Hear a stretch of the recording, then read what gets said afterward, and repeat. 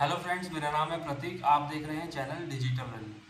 Friends, आज की इस वीडियो में हम बात करने वाले हैं, अगर आप एक बिजनेस ओनर हैं और आप एक वेबसाइट डेवलपमेंट करवाना चाहते हैं अपने बिजनेस के लिए, तो क्या फीचर्स होंगे जो आपको अपनी वेबसाइट में इंक्लूड करने चाहिए और जो सबसे इम्पॉर्टेंट फीचर्स हैं एक वेबसाइट को कंप्लीट करने के लिए।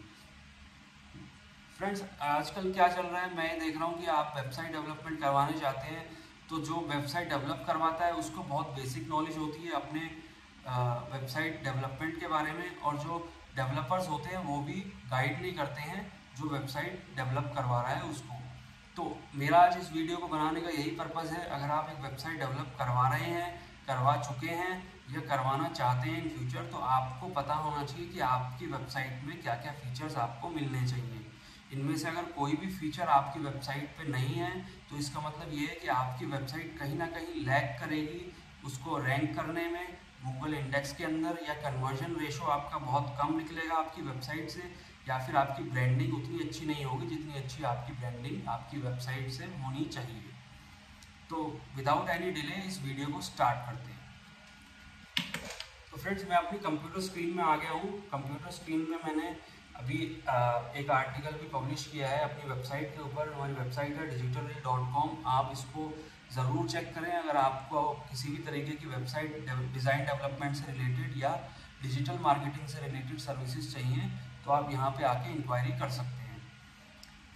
तो देखिए, जैसे कि मैंने यहाँ पे आर्टिकल भी पब्लिश किया हुआ है तो आप इस पूरे आर्टिकल को भी रीड कर सकते हैं, और इस आर्टिकल को रीड करने के बाद आपको सारे पॉइंट्स क्लियर हो जाएंगे कि मुझे अपनी वेबसाइट के अंदर क्या क्या फीचर्स चाहिए या फिर क्या क्या फीचर्स इंक्लूड करने चाहिए। अभी इस आर्टिकल में या इस वीडियो के अंदर जो हम डिस्कशन करेंगे उसको हम 4 पार्ट्स में डिवाइड करेंगे।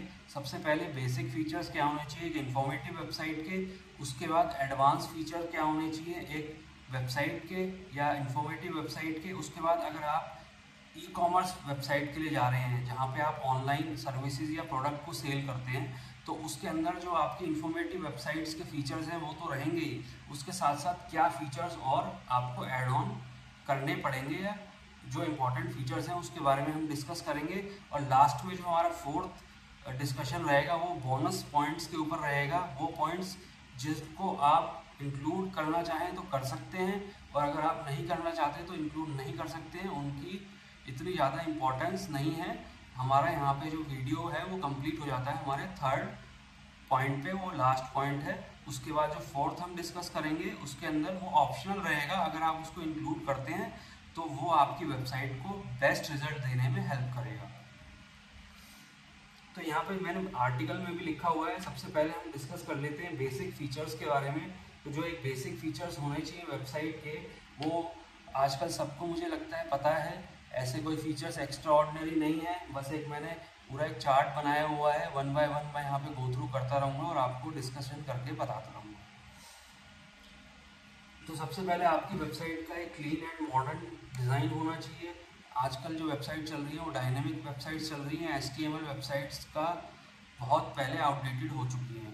तो आप एक डायनेमिक वेबसाइट के लिए जाएं जिसका लेआउट बहुत क्लीन हो, क्रिस्टल हो, और जो आप वहाँ पे ग्राफिक्स यूज़ कर रहे हैं, कंटेंट यूज़ कर रहे हैं, बहुत हद तक आपका जो मिशन और विजन है आपकी कंपनी का और आपके जो प्रोडक्ट्स हैं वो उनको कहीं ना कहीं रिजेंबल कर रहा हो।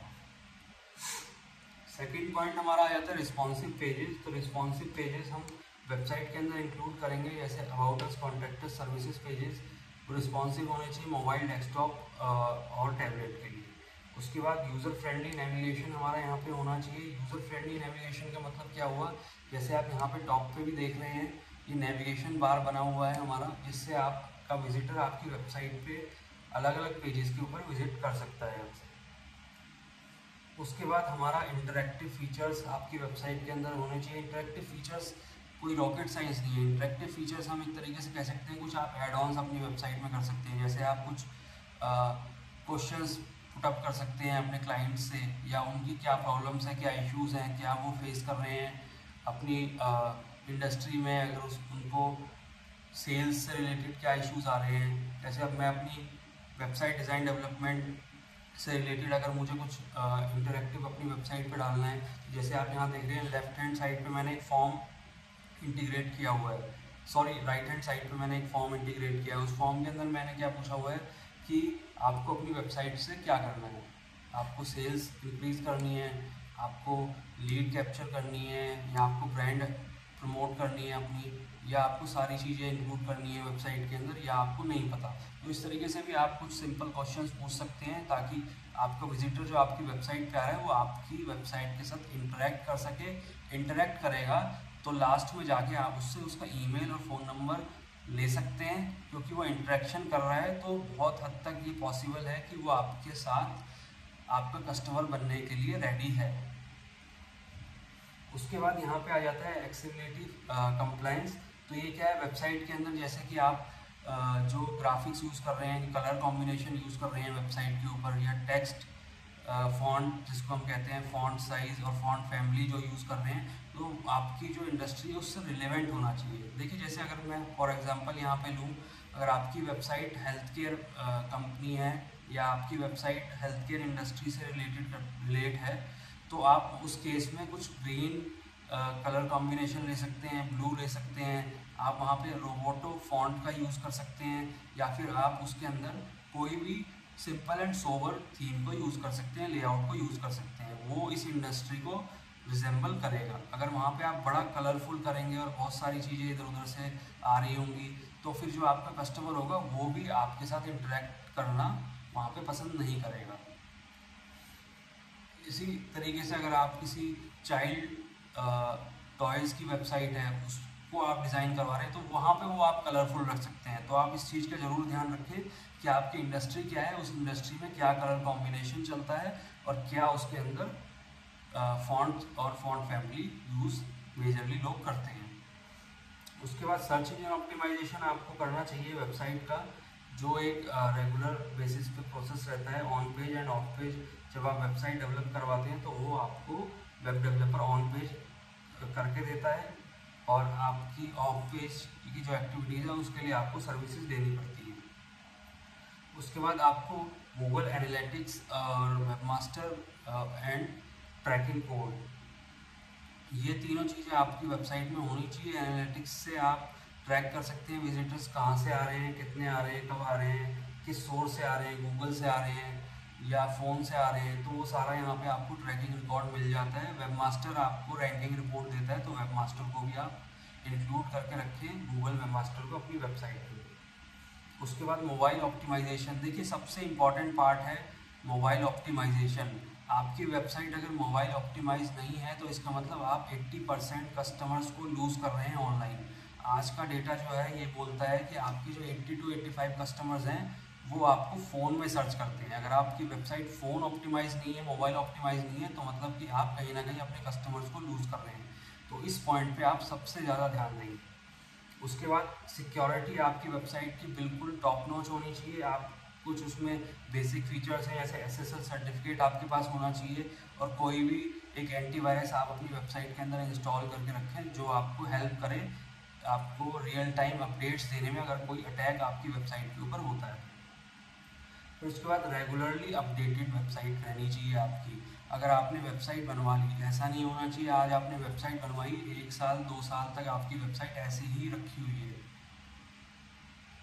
वो बहुत एक गलत प्रैक्टिस है। अगर आप एक वेबसाइट डेवलप आपने करवा ली है, आप वेबसाइट को रेगुलर बेसिस पे अपडेट करिए, या आप जिस एजेंसी से वेबसाइट आपने बनवाई है या जिस डेवलपर से बनवाई है उसको आप बोल सकते हैं कि रेगुलर बेसिस पे मेरी वेबसाइट को अपडेट कर दीजिए।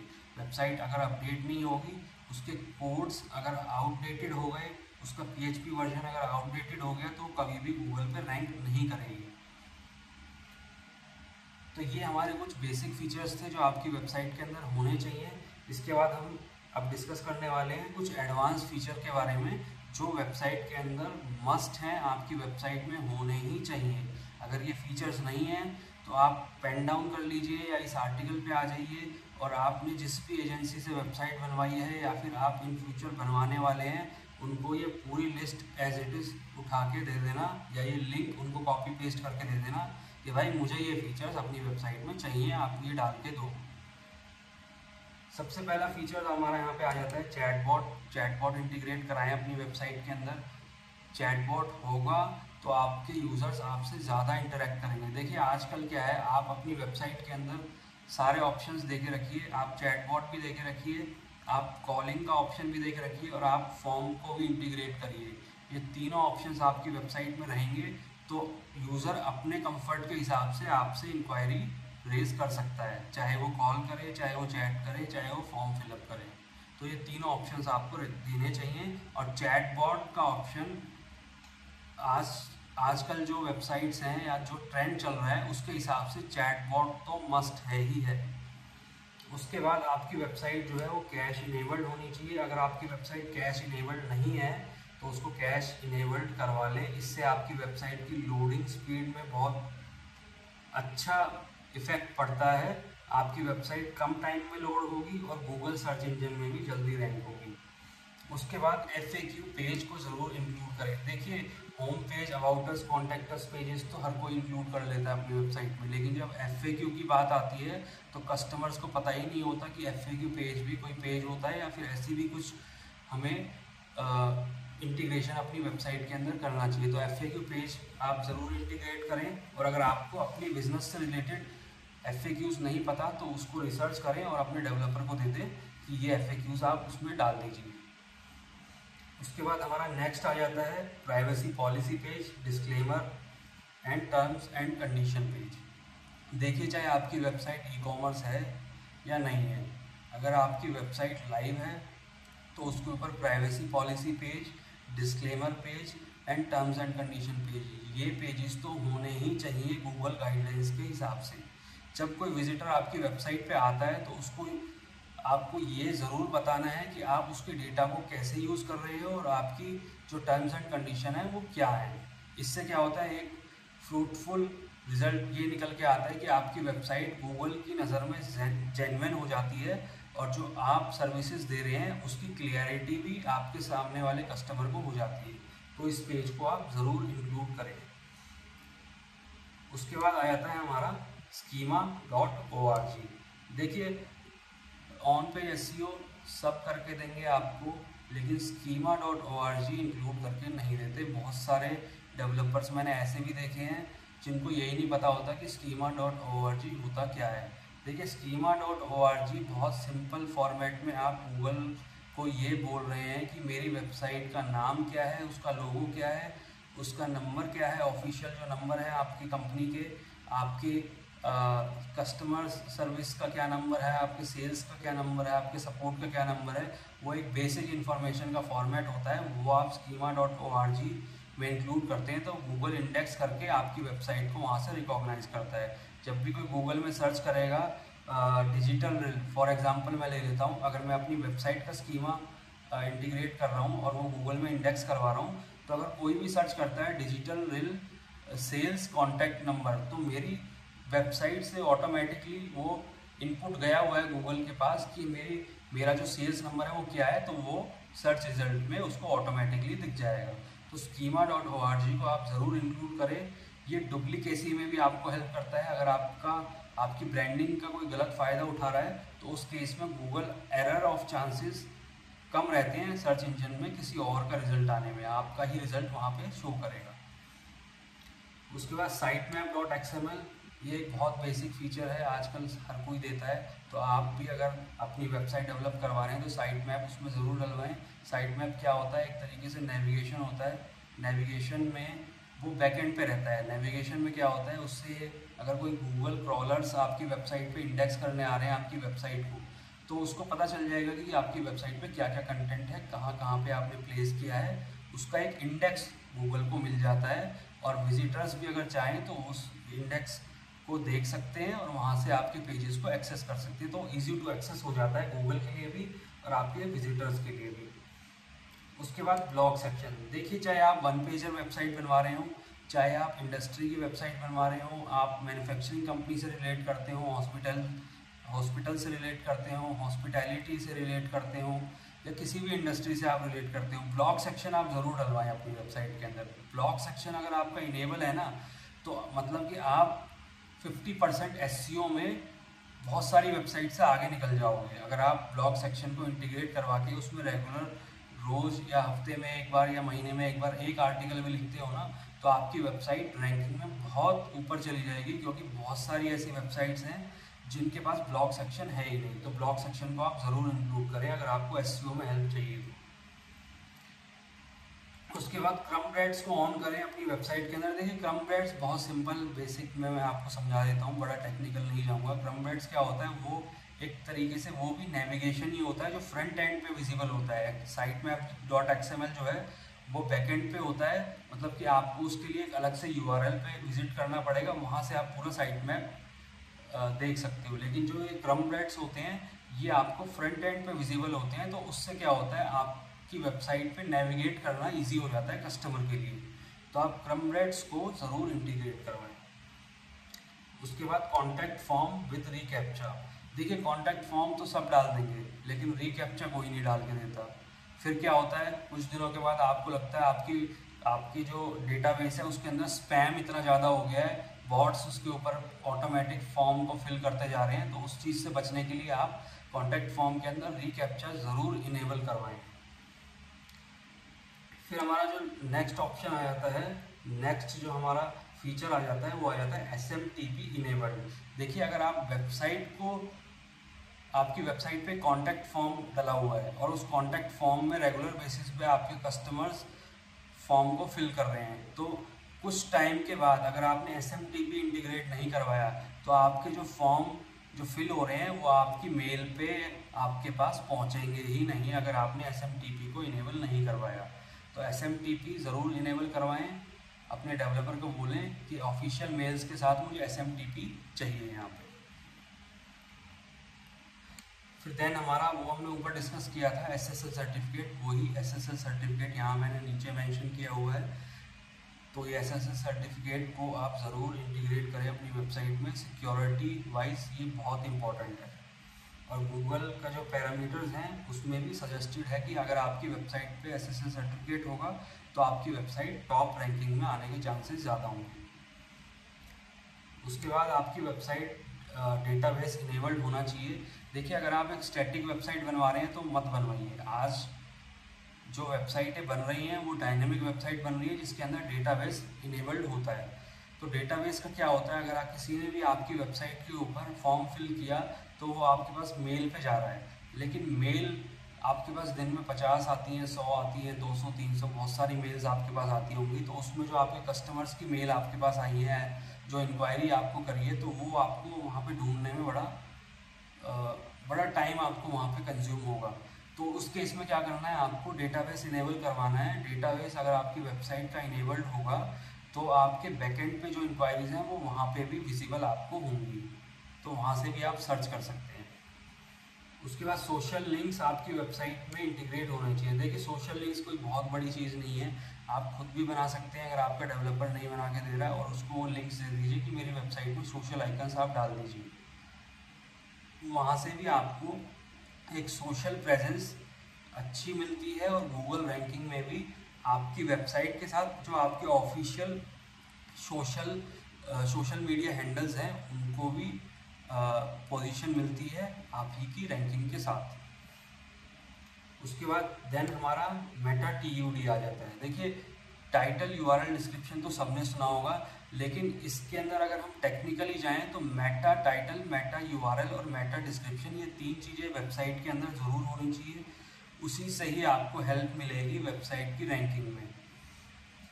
उसके बाद देन हमारा आ जाता है AMP इनेबल्ड। AMP वेबसाइट का एक ऐसा फीचर है जो बहुत सारे 90% वेबसाइट्स में आपको मिलेगा ही नहीं, और ये बिल्कुल सबसे इम्पॉर्टेंट फीचर है अगर आपके विजिटर्स मोबाइल से आ रहे हैं। ऑब्वियसली आपके विजिटर्स मोबाइल से आ ही रहे होंगे। अगर आपके पास AMP इनेबल्ड है आपकी वेबसाइट में तो चांसेस आर देयर कि आपकी वेबसाइट 50 to 60% हाइयर रैंक मिलेगी आपको कंपेयर टू दोज वेबसाइट्स जिन वेबसाइट के अंदर AMP इनेबल्ड नहीं है। तो AMP ज़रूर इनेबल्ड करवाएं। एक्सेलरेटेड मोबाइल पेजेस इसको कहते हैं, वो आपके डेवलपर से आप डिस्कस करेंगे तो वो आपको समझा देगा। अगर उसके बारे वो आपको नहीं बता पा रहा है तो आप गूगल कर सकते हैं, वहाँ पे भी आपको इन्फॉर्मेशन मिल जाएगी। फिर आ गया robots.txt। देखिए ये फाइल होती है कि आप सर्च इंजन को इनवाइट कर रहे हैं, कि आपकी वेबसाइट पर रेगुलर बेसिस पे आके वो आपकी वेबसाइट को इंडेक्स करता रहे, क्रॉल करता रहे। तो इससे क्या होता है, आप कोई नया आर्टिकल पब्लिश कर रहे हैं या कोई नया प्रोडक्ट आपने लॉन्च किया है तो वो बहुत जल्दी आपकी वेबसाइट इंडेक्स होती है, गूगल रैंकिंग में आपके रिजल्ट्स आने लग जाते हैं। उसके लिए आप मस्ट है आपके लिए कि आप robots.txt फाइल को इंक्लूड करें। तो यहाँ पे एक इन्फॉर्मेटिव वेबसाइट के जो एडवांस फीचर्स थे वो ख़त्म हो जाते हैं। मैंने यहाँ पे बहुत बेसिक फीचर्स को इंक्लूड नहीं किया है जिसकी नॉलेज सबको होती है। मैंने कुछ ऐसे फीचर्स को यहाँ इंक्लूड किया है जिसकी नॉलेज बहुत कम लोगों को होती है।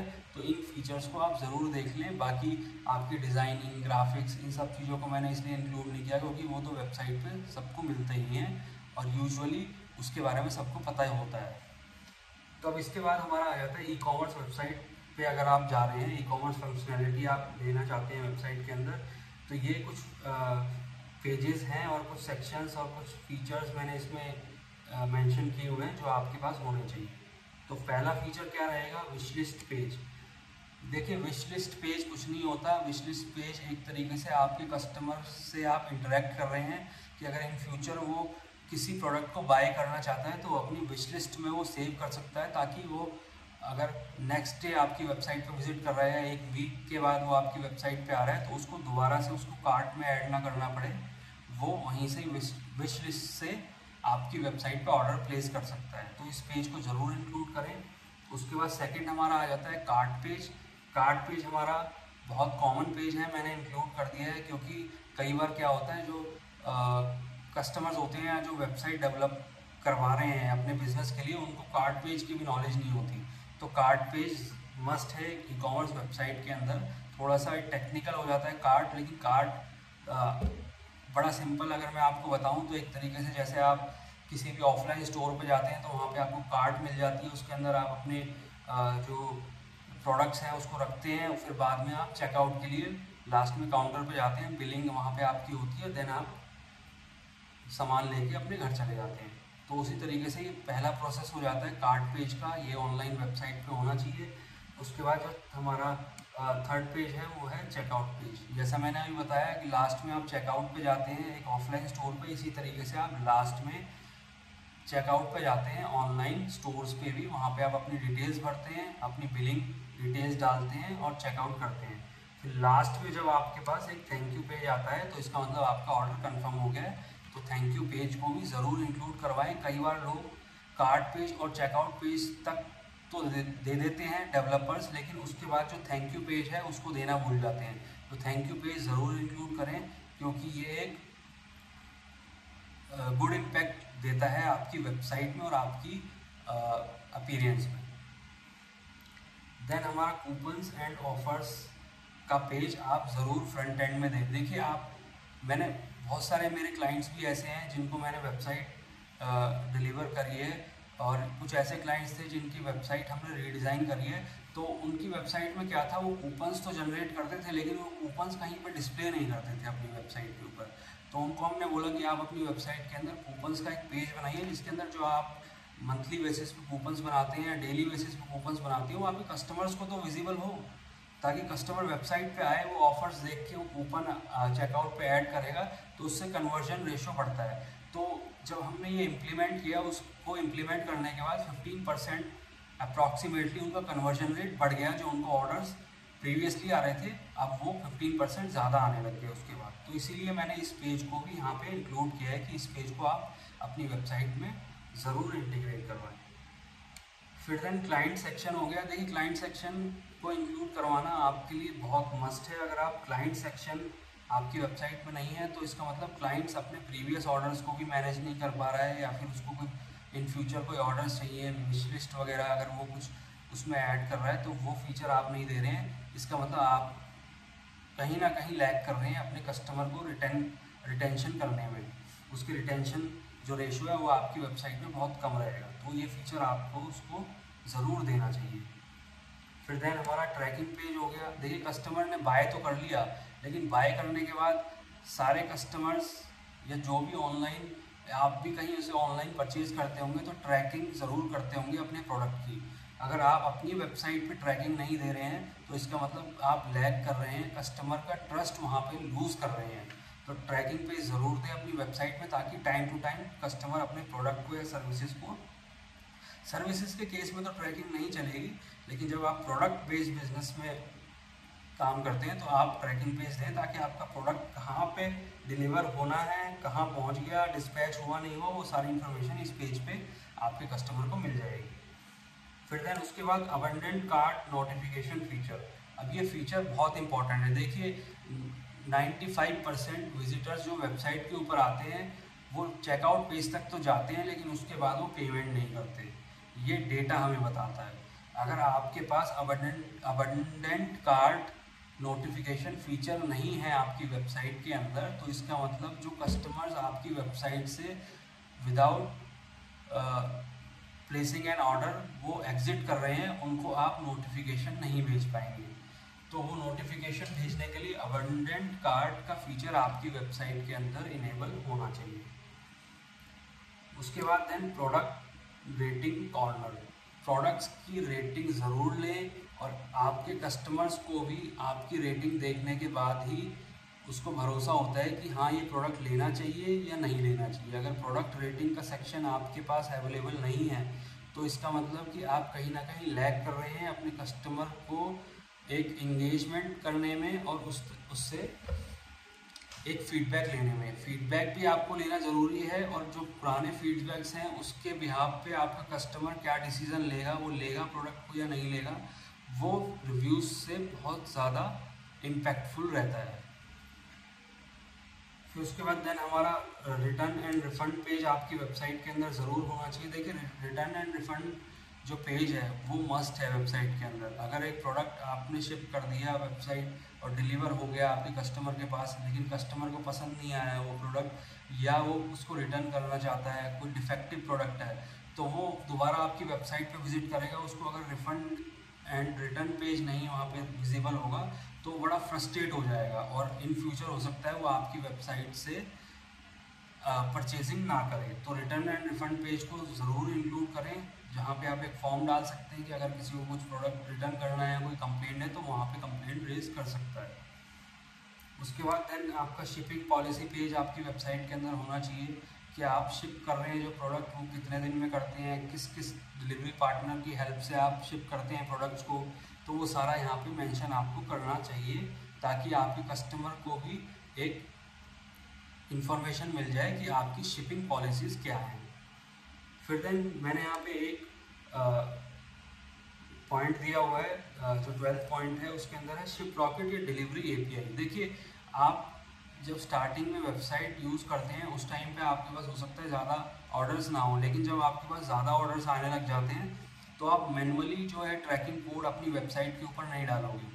फिर उस केस में क्या होता है, आपको एक ऑटोमेटेड फीचर चाहिए होता है अपनी वेबसाइट के अंदर जो आपके प्रोडक्ट आपकी वेबसाइट से सिंक्रोनाइज हो जाए, और आपकी वेबसाइट के ऊपर जितने भी प्रोडक्ट्स या ऑर्डर्स जो आपकी वेबसाइट पे आ रहे हैं उनको ट्रैकिंग कोड भी ऑटोमेटिकली चला जाए। तो उसके लिए आपको शिपरॉकेट और डिलीवरी की एपीआई इंटीग्रेट करवानी चाहिए। मैं शिपरॉकेट और डिलीवरी के ऊपर डिटेल में डिस्कशन नहीं कर रहा हूँ यहाँ पे। अगर आपको ज़्यादा इन्फॉर्मेशन चाहिए तो नीचे कमेंट में बता देना, मैं इसके ऊपर एक डेडिकेटेड वीडियो बना दूंगा कि शिपरॉकेट और डिलीवरी काम कैसे करती है और वो कैसे आपके लिए यूज़फुल हो सकती है। उसके बाद देन हमारा सबसे मोस्ट इम्पॉर्टेंट जो पॉइंट है वो 13 पॉइंट है कि पेमेंट गेटवे आपकी वेबसाइट में होना चाहिए। ये सबसे बेसिक फीचर है, लेकिन मैंने इसको इम्पॉर्टेंट और एडवांस फीचर में इसलिए रखा हुआ है क्योंकि पेमेंट गेटवे के बिना आप ऑनलाइन पेमेंट नहीं ले पाएंगे अपनी वेबसाइट के ऊपर। फिर आपको सिर्फ कैश ऑन डिलीवरी पेमेंट ही लेनी पड़ेंगी, और उस केस में क्या होता है, जब आपका डिलीवरी जो आपने करी है या प्रोडक्ट जो आपने सेंड किया अगर वो रिटर्न टू ओरिजिन आ गया तो उस केस में आपका लॉस बड़ा होता है। तो आप पेमेंट गेटवे ज़रूर इंक्लूड करवाएं, कैश ऑन डिलीवरी भी रखें और पेमेंट गेटवे ऑप्शन भी रखें। अपनी इंडस्ट्री के हिसाब से आपको जो सूटेबल लगता है उस तरीके से आप इसको लेके चलें, लेकिन पेमेंट गेटवे ज़रूर इंटीग्रेट करवाएं। अब देखिए यहाँ पे लास्ट में मैंने जैसे अभी आपको बताया था कि कुछ मैं एक बोनस फीचर्स आपको बताऊंगा जो वेबसाइट के अंदर आप रखेंगे तो बहुत अच्छा है, नहीं तो ये फीचर्स ऑप्शनल है, इनको आप अभी के लिए इग्नोर कर सकते हैं। लेकिन अगर इन फ्यूचर आपकी वेबसाइट्स आप स्केल करना चाहते हैं एक हायर लेवल पे, तो आप इन फीचर्स को ज़रूर इंक्लूड करवाएं। वो फीचर्स क्या होंगे? सबसे पहले ईमेल ऑटोमेशन आपकी वेबसाइट में होना चाहिए। देखिए, अगर कोई भी कस्टमर आपकी वेबसाइट पे आ रहा है, वो कोई फॉर्म फिल कर रहा है या फिर वो XYZ कहीं पे भी कुछ इंक्वायरी कर रहा है या कोई सब्सक्रिप्शन फॉर्म फिल कर रहा है, तो उस केस में क्या होगा, उनको ऑटोमेटिक फॉलोअप्स के मेल जाते रहेंगे जब आप कोई पोस्ट पब्लिश करते हैं अपनी वेबसाइट के ऊपर, या फिर आप कोई भी प्रोडक्ट लॉन्च करते हैं या कोई सर्विस लॉन्च करते हैं, तो उसकी इन्फॉर्मेशन ऑटोमेटिकली बाय मेल आपके कस्टमर को चली जाएगी, जो आपकी वेबसाइट के ऊपर इंक्वायरी जिसने प्रीवियसली करी होगी या सब्सक्रिप्शन फॉर्म को फिल किया होगा।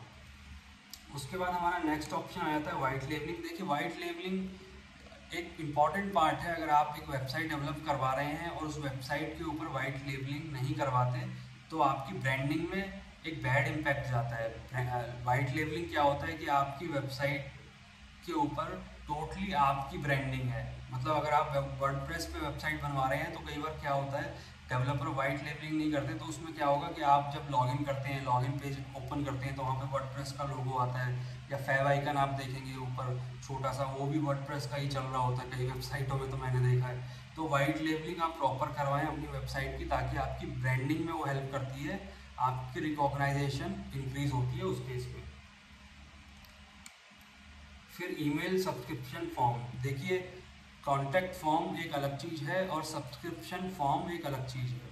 ईमेल सब्सक्रिप्शन फॉर्म क्या होता है कि अगर आप अपनी वेबसाइट में लास्ट कॉर्नर में एक दे सकते हैं, जिसमें आप सिर्फ ईमेल लें अपने कस्टमर की, वो एक कॉलम का एक छोटा सा वो होता है जिसमें आप सिर्फ ईमेल लेते हैं, और वो ईमेल जब कस्टमर आपको देता है तो फ्रीक्वेंट बेसिस पे आप उनको ईमेल मार्केटिंग के थ्रू टारगेट करते हैं, या फिर आप कोई पोस्ट पब्लिश कर रहे हैं या फिर कोई आप नया प्रोडक्ट या सर्विसेज लॉन्च कर रहे हैं, तो उसके रेगुलर अपडेट जैसे ही आप वेबसाइट पे पब्लिश करेंगे, वो ऑटोमेटिकली उनके पास जाता है। और ईमेल ऑटोमेशन और ईमेल सब्सक्रिप्शन फॉर्म दोनों को आपने कनेक्ट किया होगा अगर तो।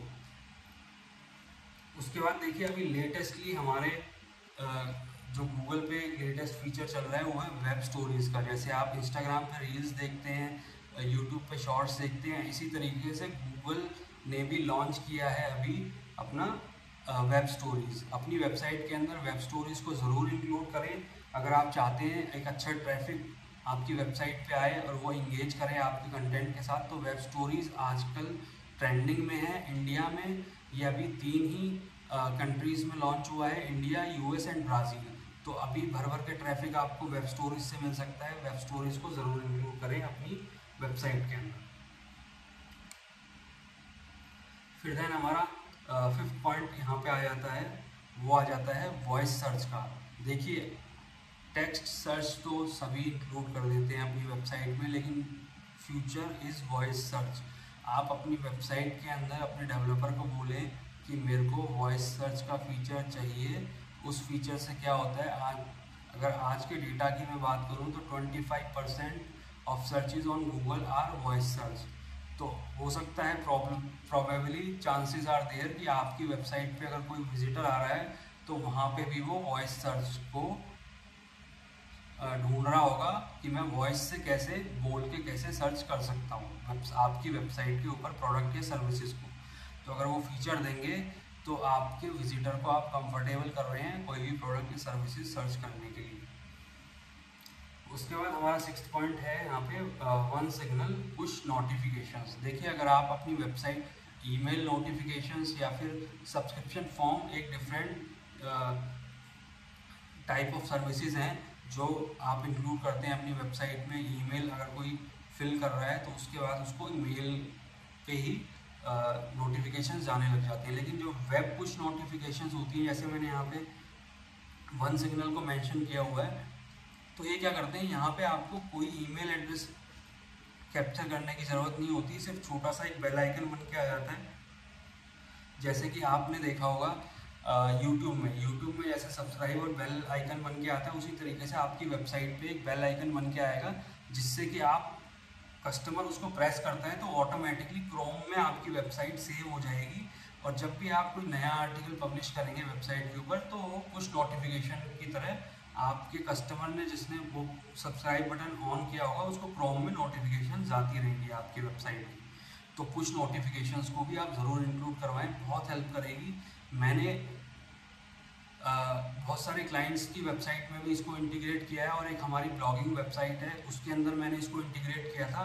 तो मैंने ये देखा कि विद इन अ ईयर हमने 10,000 से ऊपर सब्सक्रिप्शन यहाँ पे पुश नोटिफिकेशन से बना लिए थे, जो हमने as compare to email notification वो 1000 या 1500 के आसपास थे। तो ईमेल्स बहुत सारे लोग नहीं देते, वो पुश नोटिफिकेशंस को प्रेफरेंस ज़्यादा देते हैं, तो उसको भी आप इसमें इंक्लूड कर सकते हैं। फिर देन आपका लास्ट पॉइंट जो इसमें आ जाता है वो आ जाता है फोमो। देखिए फोमो क्या होता है, एक तरीके से बहुत ही छोटा सा एक आप प्रूफ दे रहे हैं अपने विजिटर को जो आपकी वेबसाइट पे आ रहा है कि प्रीवियसली किस किस ने आपके प्रोडक्ट को बाय किया है, कब कब बाय किया है, और ट्रेंडिंग प्रोडक्ट्स आपके क्या है। जैसे अभी मैं आपको यहाँ पे एक बार रिफ्रेश कर देता हूँ इस पेज को, तो इस वेबसाइट पे भी हमने लगाया हुआ है अपनी वेबसाइट पे। इसमें आप देखेंगे लास्ट में एक पॉपअप बन के आएगा इधर लेफ्ट साइड में, वो पॉपअप ये दिखाएगा कि किसने कब इंक्वायरी करी थी और क्या प्रोडक्ट कस्टमर ने लिया था। तो अभी शायद नहीं आ रहा है, मैं कोशिश करूँगा अपने एडिटर से बोल के कि वो आपको वीडियो के लास्ट में दिखा दें कि वो पॉपअप किस तरीके से रहता है। तो ये कुछ फीचर्स थे फ्रेंड्स जो आपको अपनी वेबसाइट के अंदर ज़रूर इंक्लूड करने चाहिए। अगर आपने वेबसाइट बनवा ली है तो आप अपने डेवलपर से बात कर लें या फिर किसी एजेंसी से बात कर लें जो इन फीचर्स को इंक्लूड कर सकती है, और आप अगर हमें भी बोलेंगे तो हम भी आपकी इसमें हेल्प कर सकते हैं इन फीचर्स को इंक्लूड करने में।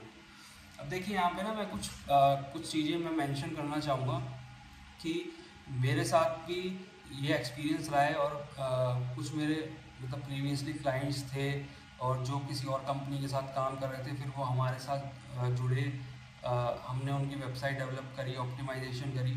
तो उन सब का ना एक ही सवाल रहता था कि सर वो लोग कुछ लोग जिनके साथ उन्होंने पहले काम किया है वो कोई 4,000 रुपये में वेबसाइट बना देता है, कोई 5,000 रुपये में वेबसाइट बनाता है, 7,000 रुपये में वेबसाइट बना देता है।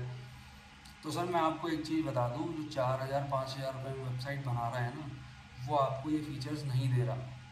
वो सिंपल आपको एक डिज़ाइन लेआउट में पेज दे रहा है, वो उसने 4-5 टेम्पलेट बनाए हुए हैं, उन टेम्पलेट्स को वो इधर दे रहा है उधर दे रहा है, उसमें लोगो वगैरह चेंज कर रहा है, कलर कॉम्बिनेशन चेंज कर रहा है, ये टेक्निकल फीचर उसमें इंक्लूड कर ही नहीं रहा। तो इसी वजह से वो वेबसाइट्स इतनी चीप हो जाती हैं कि वो वेबसाइट कहीं पे भी दिखने के लायक नहीं है। तो आप उन वेबसाइट से बचें, अपना बजट लेके चले। इस तरीके की वेबसाइट हम लोग जो डेवलप करते हैं उसका मिनिमम कॉस्ट जो स्टार्ट होता है वो 30,000 रुपीज़ से स्टार्ट होता है।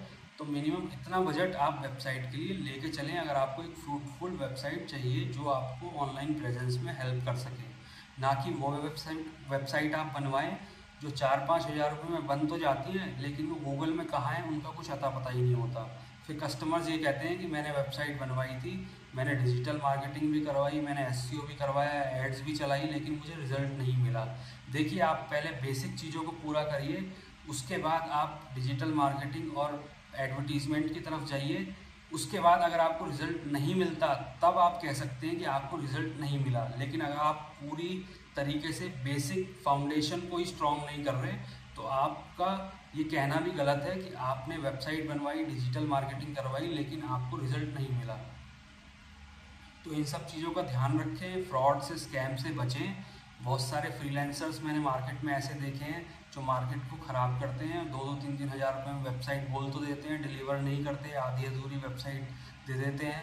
अब हमने भी कई सारे कस्टमर्स हमारे पास अभी आए हैं नए, कुछ उन्होंने पुरानी एजेंसी से काम करवाया है, उन्होंने पता नहीं क्या किया इधर उधर का, वो सारी वेबसाइट स्क्रैप करनी पड़ गई हमें, और उसके बाद हमने उनको दोबारा से डिज़ाइन किया है। तो सावधान रहें, सतर्क रहें, इन सब फ्रॉड से बचें। तो फ्रेंड्स, आपको अगर ये वीडियो अच्छी लगी हो तो इस वीडियो को लाइक करें, सब्सक्राइब करें हमारे चैनल को, और बेल आइकन को प्रेस करें अगर आप इस तरीके की और नोटिफिकेशंस, इस तरीके की वीडियोस इन फ्यूचर पाना चाहते हैं। तो थैंक यू।